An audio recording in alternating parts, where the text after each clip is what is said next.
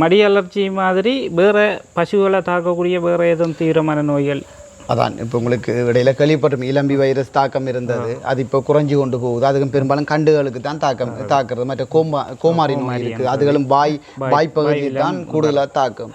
அந்த நோய் வராமல் வரலன்னு சொல்லி நாங்கள் சந்தோஷப்படுவோம். வந்தாலும் பெரிய ஒரு இழப்பை கொடுக்கும் எங்களுக்கு தேவையான இந்த சைலேஜ் வெளியிலேருந்து வாங்குறீங்களா? நீங்கள் சைலேஜ் நாங்கள் தான் உற்பத்தி செய்கிறோம். அதாவது எங்கட மாடுகளுக்கு தேவையான சைலேஜை நாங்கள் உற்பத்தி செய்கிறோம். என்னென்னு சொன்னால் ஃபுல்லாக முற்றுமுழுதாக சோளனை தான் நாங்கள் எடுக்கிறோம். சோளன் முறிச்சு சரியாக 12 மணி நேரத்துக்குள்ளே 24 மணி நேரத்துக்குள்ளே சோளன் மரத்தை வெட்டி வாரம் வெட்டி வந்து 6 மணி நேரத்துக்குள்ளே அதை சாஃப் கட்டரில் போட்டு சிறிய பகுதியில் கட் பண்ணி நாங்கள் பதப்படுத்துகிறோம். லோக் டீப்பில், அதாவது பரல்ல நீல பீப்பாயில் தான் நாங்கள் பதப்படுத்துகிறோம். அப்படி பதப்படுத்தி அதுக்கு நாங்கள் சர்க்கரை, உப்பு, முலாசஸ் பயன்படுத்தி தான் பதப்படுத்துகிறோம். நல்ல பால் உற்பத்தியில் நிறைய மாற்றம் தெரியும். சைலேஜ் கொடுக்குறோம். இப்போ நாங்கள் சோளன், இருங்கு, மற்ற சூப்பர் நேப்பியர், ரெட் நேப்பியர் இதுகளை பயன்படுத்தி உற்பத்தி செய்யலாம். நான் தனி சோளனை பயன்படுத்தி செய்கிற சைலேஜ் பெஸ்ட்டாக இருக்கும். பால் உற்பத்தி சூப்பராக இருக்கும். மற்றது எல்லாம் சோளனோட ஒப்பிடும் போது மற்றதுகளுக்கு பால் உற்பத்தி குறைவு, அதில் மாற்றம் இல்லை. இப்போ இந்த நாங்கள் சைலேஜ் கூட எங்கட தேவைக்கு தான் செய்கிறோம், எங்கட ஃபார்முக்கு தான் செய்கிறோம். இருந்தாலும் நாங்கள் கன்சல்ட் பண்ணுற நிறைய ஃபார்ம் இருக்குது. அந்த ஃபார்முகளுக்கு, அதாவது அவங்களும் எங்களோட ஃப்ரெண்ட்ஸ் தானே, இப்போ அவங்களுக்கு அவங்களோட தேவைக்கு ஏற்ற மாதிரி நாங்கள் ப்ரொடக்ட் பண்ணி இப்போ கொடுத்து கொண்டு இருக்கிறோம். அதாவது எங்கட மாடலுக்கு எப்படி நாங்கள் உற்பத்தி செய்கிறோமோ அதே போல் மற்ற ஃபார்முகளுக்கும் நாங்கள் உற்பத்தி செய்து கொடுக்குறோம். ஒவ்வொரு 2.5 மாதத்துக்கு ஒருக்கா தான் செய்கிறோம். கண்டினியூவாக நாங்கள் கொடுத்து கொண்டு இருக்கிறோம். வருஷத்தில் 4 தடவை தான் ப்ரொடக்ட் பண்ணுறோம். அந்த 4 தடவையும் ஒவ்வொரு பேட்சிலையும் 1 லட்சத்துலேருந்து 1.5 லட்சம் கிலோ நாங்கள் அடிக்கிறோம். அதை எவ்வளோ காலத்துக்கு சேமித்து வைக்கிறதுக்கலாம்? நாங்கள் இந்த பரலில் நாங்கள் அடித்து நாங்கள் பதப்படுத்தி நாங்கள் லொக் பண்ணி வச்சுட்டோம்னா 9 மாதம் வரைக்கும் வச்சு பயன்படுத்தலாம். அதே எனர்ஜியோடு இருக்கும். அதுக்கு பிறகு எனர்ஜி குறைஞ்சி கொண்டு போகும். இது பொலித்திலே நிறைய பேர் அடிக்கிறாங்க. ஆனால் அந்த பொலித்தில சின்ன சின்ன பிரச்சனைகள் வருது. ஆரம்பத்தில் நாங்கள் அடிக்கும்போது சரியாக அடித்து வச்சாலும், ஆனால் அதை ஏற்றி இறக்கும் போது, அதை நம்ம வேறு விதத்தில் கையாளும் போது உள்ளுக்குள்ளால் அந்த சோளம் தண்டுகள் உள்ளுக்குள்ளால் குத்துப்பட்டு சிறிய ஓட்டைகள் விழுந்தாலும் அந்த சைலேஜ் ஒரு 7 நாளில் பழுதா போயிடும். உள்ள பூசானம் பிடிச்சி அது பழுதா போயிடும். அதனால நாங்கள் பேக்கில் அடிக்கிறத ஃபுல்லாக அனித்தா அடிக்கிறோம். என்னென்னு சொன்னால், இப்போ அவங்களும் மற்ற ஃபார்மர்ஸும் காசு கொடுத்து தான் வாங்குறாங்க. அதை கொண்டு போய் அவங்க இடத்துல வச்சு அவங்க இடத்துல இதே பிரச்சனை வருது. அதை விட்டு மேலதிகமாக எலித்தொல்ல வருது. இது இப்போ நாங்கள் லொக் டீப்பில் அடித்தோம், அந்த நீல பரலில் அடித்து வச்சோம்னா எலி பிரச்சனை வராது. ஏற்றி இறக்கும் போது அந்த எந்த ஒரு டேமேஜும் வராது. கொட்டகைன்றது அவங்கவங்கட வசதிக்கு ஏற்ற மாதிரி நாங்கள் அடித்து கொள்ளலாம். ஆனால் நாங்கள் இப்போ இந்த அடிச்சிருக்க இந்த 20 மாட்டுக்கு கொட்டகை அடிச்சிருக்கிறோம் 25 லட்சம் செலவு பண்ணி.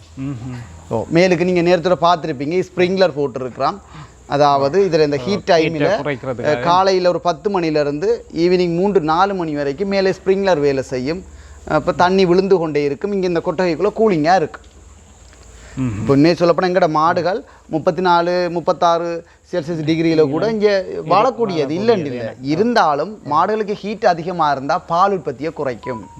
இந்த மாடுகளை மேய்ச்சலுக்கு விட்டாலும் ஒரு மாடை அதாவது பால் கறவையில் நிற்கிற மாட்டை ஒரு 2-2.5 ஹவர் தான் நாங்கள் மேய்ச்சலுக்கு விடலாம். கூடுதலாக நாங்கள் மேய்ச்சலுக்கு விட்டோம்னு சொன்னால் பால் உற்பத்தியை குறைக்கும். அதை இவ்வளவுதான் மேய்ஞ்சாலும் பால் உற்பத்தி குறையும். அதனால நாங்கள் ஈவினிங் மாலை டைமில் சரி 4 மணிலேருந்து 6 மணி வரைக்கும் தான் எங்களோட தென்னந்தோட்டத்துக்குள்ளே இந்த மாடுகளை மேய்ச்சலுக்கு விடுவோம். அது வரைக்கும் விட மாட்டோம். ஏன்னா நாங்கள் பால் உற்பத்தி குறைஞ்சிருமே, மாடுகள் நடக்க விட்டாலும் குறையும். அதே நேரம் அதிக ஹீட் இருந்தாலும் குறையும். அப்போ நாங்கள் எங்கிட்ட இந்த கொட்டகைக்குள்ளே 28 டிகிரி செல்சியஸ் வெப்பம் இருக்கிற மாதிரி பார்த்துக்கொள்கிறோம். வெப்பம் கூற நேரம் நாங்கள் ஸ்ப்ரிங்க்லரை போடுறோம். இப்போ நிறைய இளைஞர்கள், குறிப்பாக எங்கட பகுதியிலே மட்டக்களப்பு மாவட்டத்திலே நிறைய இளைஞர்கள் வந்து படிச்சிருக்கோம், வேலைவாய்ப்பில்லைன்னு இருக்கிறாங்க. அப்படி அவங்க இருக்கிறவங்களுக்கு இந்த பண்ணை ஒன்று ஆரம்பித்து அதை செய்கிறது சம்பந்தமாக அவங்களுக்கான ஒரு அட்வைஸாக என்ன இல்லை? எல்லாருமே செய்யலாம். உண்மையிலே ப்ராக்டிக்கல் எக்ஸ்பீரியன்ஸ் இல்லை, அதாவது ஸ்டடி பண்ணிவிட்டு ப்ராக்டிக்கல் எக்ஸ்பீரியன்ஸ் வேணுமெண்டா இத்தனையும் ஃபார்ம் இருக்குது. அந்த ஃபார்முக்கு அவங்க போகணும். ஒரு சில பேர் எனக்கு என்ன சொல்கிறது, கோல் பண்ணியே அவங்க யூடியூப்பை பார்த்துட்டு ஸ்டார்ட் பண்ணுறாங்க. பிறகு கோல் எடுத்து கதைச்சி அவங்ககிட்ட ஒரு அட்வைஸை கேட்டுட்டு ஸ்டார்ட் பண்ணுறாங்க. அது சரி வராது. உங்களுக்கு ஐடியாஸ் இருந்தால், நீங்கள் ஸ்டடி பண்ணியிருப்பீங்க, ஐடியாஸ் இருந்தால் ப்ராக்டிக்கல் அந்த ஃபார்முகளுக்கு ஒரு தடவை இல்லை பல தடவை விசிட் பண்ணணும், பல ஃபார்முக்கு விசிட் பண்ணணும். 10 ஃபார்முக்கு போனால் தான் ஒவ்வொரு ஆளும் சொல்கிற ப்ளஸ் எடுத்துக்கொண்டு அந்த ஃபார்மில் மைனஸும் இருக்கும் ப்ளஸ்ஸும் இருக்கும். அப்போ 10 ஃபார்முக்கு போனோம்னா அவங்கள்ட்ட இருக்கிற எல்லா ப்ளஸ்ஸையும் நாங்கள் எடுத்து உள்வாங்கி கொண்டு நாங்கள் பண்ணையை ஆரம்பிக்கலாம். இப்போ மாட்டு பண்ணை தான் ஆரம்பிக்கணுமெண்டு இல்லை, மாடாக இருக்கட்டும் ஆடாக இருக்கட்டும் மீனாக இருக்கட்டும் ஏன் காய்கறிகள் சார்ந்ததாக இருக்கட்டும் எது செய்யலாம். ஆனால் சாமர்த்தியமாக முன் அனுபவத்தை பெற்றுக்கொள்ளணும், சாமர்த்தியமாக செய்யணும். அவங்களோட உழைப்பு இல்லாமல் இன்னொருத்தரை மட்டும் இப்போ உதாரணத்துக்கு இந்த ஒரு வேலையால் நிற்கிறார் சரியா, இப்போ இவர் பால் கறப்பார், சம்டைம் இவருக்கு சுகையினம் வந்துட்டு இவர் இன்றைக்கு கறக்காட்டிக்கு நான் அந்த இடத்துல போய் கறக்கணும். இப்போ எனக்கு இந்த மாடு வளர்ப்பு சம்பந்தமாக மட்டும் தெரியாமல் மட்டுமே தெரிஞ்சிருந்தா போதாது, இந்த மாடுகளை வாஷ் பண்ணக்கூடிய இருக்கணும். ஏன்னா நானும் எல்லா மாட்டுலையும் பால் கறக்கக்கூடிய ஆளாகவும் இருக்கணும். ரெண்டு விடயம் தெரிஞ்சிருக்கணும். இந்த மாடுகளோட உரியாலும் பழகி இருக்கணும். நான் இப்போ ஒவ்வொரு நாளும் காலையில் வந்து எல்லா மாடுகளோடய நான் என்ன சொல்றேன் தடவி பழகுறது. என்ன சம்டைம் ஒர்க்கர்ஸுக்கு எந்த சுச்சுவேஷனில் எந்த பிரச்சனையும் வரலாம், முரண்பட்ட கருத்துக்களோட அவர் வெளியேயும் போகலாம். அப்போ அப்படி இருக்கக்குள்ள நான் டக்குண்டு அந்த நாள் அடுத்த ஒர்க்கர்ஸை நான் எடுக்கும் வரைக்கும் அதை நான் கையாளக்கூடிய மாதிரி இருக்கணும். அது ஆடாக இருக்கட்டுக்கும் மாடாக இருக்கட்டுக்கும் மீனாக இருக்கட்டுக்கும். இதான் உண்மை. இப்போ எங்கள்கிட்ட இப்போ இன்டகிரேட்டட் ஃபார்ம் செய்கிறோம், அங்கே மீன் பண்ணையும் போட்டிருக்கிறோம்.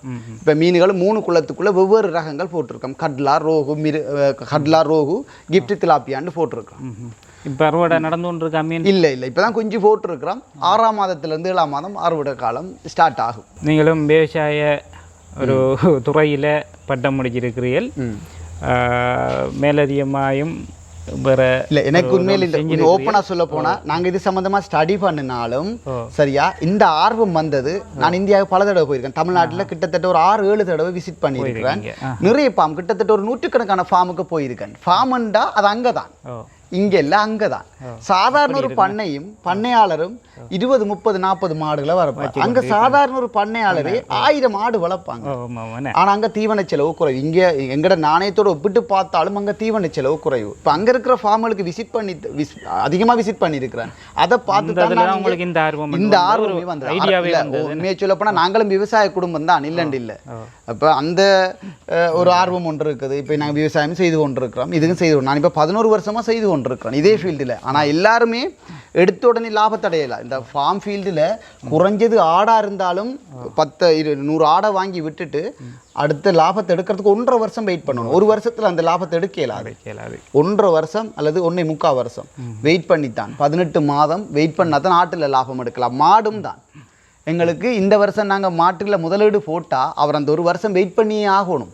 அடுத்த வருஷத்தில் அந்த மாடுகள் கண்டு போட்டதுக்கு பிறகு பால் உற்பத்தியில் கொஞ்சம் கொஞ்சமாக லாபம் எடுத்து வந்தாலும் அதன் பிறகு அந்த கண்டுகளை 20 மாடு இருந்தால் அந்த 20 மாடுகள கன்றுகளும் வளர்ந்து வந்து ஒரு 10 மாதத்துக்கு வந்ததுக்கு பிறகுதான் அந்த கண்டுகள் அவ்வளவு எங்களுக்கு தேறிய லாபமாக இருக்கும். ஆனால் பால் உற்பத்தியில் பெரிய லாபம் கிடைக்காது, பெரிய லாபம் கிடைக்காது. என்னென்று சொன்னால் அதுல இருந்து 60% மெயின்டெனன்ஸுக்கு பிறகு தீவன கோஸ்ட்டுக்கு போயிடும். 40% தான் இருக்கு. அந்த 40%ன்றது இந்த மாடுகள் வாங்கின செலவு, இப்போ வாங்கின செலவையும் இந்த கொட்டகையிற செலவையும் நாங்கள் பிரித்து பார்க்கும்போது அந்த 40% எங்களுக்கு ஒரு சின்ன லாபம். நாங்கள் பேங்கில் டெபாசிட் பண்ணாலும் ஜஸ்ட் ஒரு 1% இன்ட்ரெஸ்ட்டுக்குரிய லாபம் தான் இங்கே கிடைக்கும்.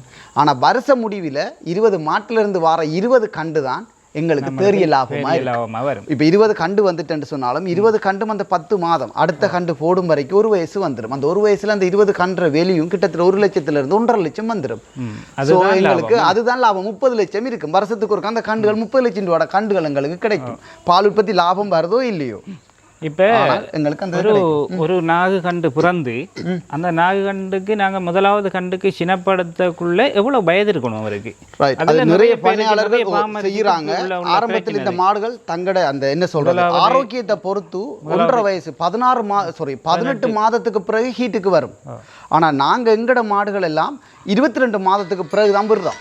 என்ன காரணம்டா ஆரம்பத்திலேயே இதுகளை ஹீட்டுக்கு விட்டு அதை சினப்படுத்தினா அந்த மாடுகள் வளர்ச்சி குறைவாக இருக்கும். கண்டு போடும் வரைக்கும் வளர்ச்சி இருக்கும். கண்டு போட்டதுக்கு பிறகு மாடு சின்னனாவே இருக்கும். கண்டு போட்ட எந்த மாடும் வளராது. பால் கறவையும் குறைவா இருக்கும். அது நல்ல என்ன சொல்றது பூரண வளர்ச்சி அடைஞ்சதுக்கு பிறகு இனவிருத்திக்கு விட்டு அதுல இருந்து கன்றுகள் எடுத்தோம்னா கன்றுகளும் ஆரோக்கியமா இருக்கும். அதுகளும் நல்ல பால் உற்பத்தியை கொடுக்கும். ஆரம்பத்தில் எங்களுக்கு கண்டு வேணும்னு சொல்லி 1.5 வயசு மாடு, அதாவது இந்த சைஸில் இருக்கிற மாடுகளே நாங்கள் இனவிருத்திக்கு விட்டுட்டோம்னு சொன்னால், குரோஸுக்கு விட்டுட்டோம்னு சொன்னால் அந்த மாடுங்களுக்கு ஃபியூச்சரில் நல்ல இனத்தை உருவாக்கி தராது. உண்மையான விஷயம். இப்போ நாங்கள் எங்களோட மாடுகள் 22 மாதத்துக்கு பிறகு தான் இனவிருத்திக்கே விடுவோம். அதிலிருந்து 10 மாதம், அதாவது 9 மாதம் 10 நாள் 15 நாளைக்கு பிறகு கண்டு போடுது. கிட்டத்தட்ட ஒரு மாடு கண்டு போடும்போது பிறந்ததுலேருந்து 3 வருஷம் ஆகணும் கண்டு போடும்.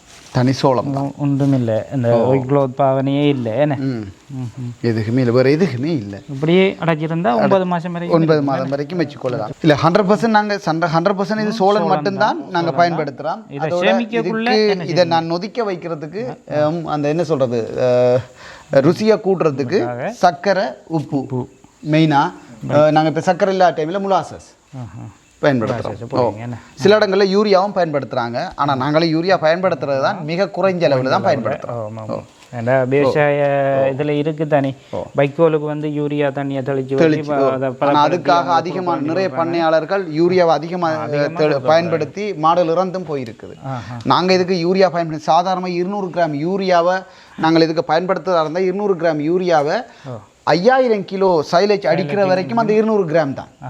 அதை தண்ணீரோட கலந்து தண்ணியிலோட தான் நாங்கள் ஸ்ப்ரை பண்ணுறோம். இப்போ நாங்கள் இப்போ 200 கிராம் யூரியாவை 100 லிட்டர் தண்ணியில் நாங்கள் மிக்ஸ் பண்ணினோம்னு சொன்னால் அந்த 100 லிட்டர் தண்ணியை 5000 கிலோ சைலேஜுக்கு ஸ்ப்ரை பண்ணுவோம். இது இந்த மாடு சரியாக இன்னும் 5 நாள் இருக்குது கண்டு போடுறதுக்கு. இப்போ அதனால் நாங்கள் இவரை என்ன செய்திருக்கோம், ஒரு தென்னை மரத்துக்கு கீழே இப்படி நிலத்தில் கட்டி வச்சிருக்கிறோம். நாங்கள் இந்த மஞ்சள் பூசி இருக்கிறோம், மஞ்சள் உப்பு கற்றாழை சேர்த்து பூசி இருக்கிறோம். காரணம் மடி அலர்ஜி வந்துடக்கூடாதுன்னு சொல்லி. அதாவது மாடுகள் கண்டு போடுறதுக்கு அந்த கடைசி 10 நாள் நாங்கள் சிறந்த முறையில் அந்த மடியை பராமரிக்கணும். இல்லைன்னு சொன்னால் மாடுகளுக்கு மடி அலர்ஜி வர வாய்ப்பு இருக்குது. அந்த விஷயத்தில் கொஞ்சம் கவனமாக இருக்கணும். இன்னும் 5 நாள் இருக்குது இவருக்கு கண்டு போடுறதுக்கு. என்ன இனம் இது? பிரீசியன் சைவால் க்ரோஸ். முதல் 2 ஃபார்மர்ஸ் ஆர்டர் பண்ணியிருந்தாங்க, அவங்களுக்கு 5 மாடு வேணும்னு சொல்லி. அந்த 5 மாடும் குருநாகல்ல இருந்து தான் இப்போ அங்கே எடுத்துட்டோம். இப்போ நான் நினைக்கிறேன் செவ்வாய் புதனில் வருது, இந்த வாரத்திலே வருது. அந்த ஃபார்மர்ஸுக்கு மாடு எடுத்து கொடுத்துருவோம். இப்போ சாதாரணமாக ஒரு 12 to 15 லிட்டர் பால் கறக்கக்கூடிய பசுவோட பெருமதியே இவ்வளோ போகுது. அதான் நேரத்தோட சொன்ன மாதிரி, நீங்கள் சொன்ன மாதிரி 12 லிட்டர்லேருந்து 15 லிட்டர்னு சொல்கிறோம். அது இப்போ அது சாதாரணமாக சொல்லல. அது ஏன்னு சொன்னால் பால் உற்பத்திக்கு ஏற்ற மாதிரி விலை மாறுபடும். இப்போ எங்களுடைய பண்ணையில் 4 லட்சத்திலிருந்து 6 லட்சம் வரைக்கும் 6 லட்சம் பெறுமதியான மாடுகள் இருக்குது. அப்போ அதனால் அந்த பால் உற்பத்தியை பொறுத்து தான் அந்த மாடுகள விலை தீர்மானிக்கப்படும். அதோட இனத்தை பொறுத்தும் விலை தீர்மானிக்கப்படும். எனக்கு இப்போ நீங்கள் ஒரு மாட்டை காட்டுனா அது என்ன விலை போகும்ன்றதை சொல்லலாம். இத்தனை லிட்டர்லேருந்து இத்தனை லிட்டர் கறக்கிற மாடு என்ன விலைன்னு கேட்டால் சரியாக சொல்லலாம். இனமும் இருக்கு. உண்மையான விஷயம். இனத்தை பொறுத்தும் விலை மாறுபடும். உங்களோட நேரம் போதாத ஒரு மனுஷனாக இருக்கிறீங்களே, நிறைய விடயங்களை ஆளாக இருந்து கண்காணித்து கொண்டு அப்படி ஒரு சிஸ்டத்துக்குள்ளாலே இயங்கி கொண்டு இருக்கிறீர்கள். அப்படி இருந்தும் எங்களோட இந்த ஜெயசவன் யூடியூப் சேனலுக்காக உங்களோட பொன்னான நேரத்தை ஒதுக்கி நிறைய பண்ணையாளர்கள் எதிர்நோக்குகின்ற என்னென்னு சொல்கிற டவுட்டுகள், அதுகளுக்குரிய தீர்வுகள் முழுதும் உங்களோட பதிலில் உங்களோட கதையிலேருந்தே பெற்றுக்கொள்ளக்கூடிய மாதிரி இருக்குது. ஆகவே உங்களோட நேரத்தை ஒதுக்கி எங்களுக்கு இந்த நேர்காணலை வழங்கியதுக்காக நன்றி. அதோட எந்த பண்ணையாளர்களும் எங்களோட பண்ணைக்கு வரலாம், சாதாரண மாதிரி வந்து விசிட் பண்ணலாம், தேவையான ஆலோசனைகளை பெற்றுக்கொள்ளலாம். நாங்கள் தாரத்துக்கு ரெடியாக இருக்கு. நிச்சயம் அதில் எங்களுக்கு இப்போ இவர் தான் அவர் தான் என்று இல்லாமல் யாராக இருந்தாலும் எங்களோட பண்ணைக்கு வரலாம், எவராக இருந்தாலும் வரலாம். ஏன்னா அவங்களுக்கு ஆர்வம் இருந்தால் நிச்சயமாக எங்களோட பங்களிப்பு ஒரு சதுர உதவியை செய்ய அவங்க எங்களோட ஆலோசனை நாங்கள் கற்று அறிஞ்ச விஷயங்களை அவங்களுக்கு நாங்கள் கொடுக்க போகிறோம். அப்போ இதால் எங்களுக்கு எதுக்குமே குறைஞ்சிட போகிறது இல்லை. எந்த பண்ணையாளர்களும் இங்கே வரலாம், எந்த ஒரு இஷ்யூவும் இல்லை. நன்றி, வணக்கம்.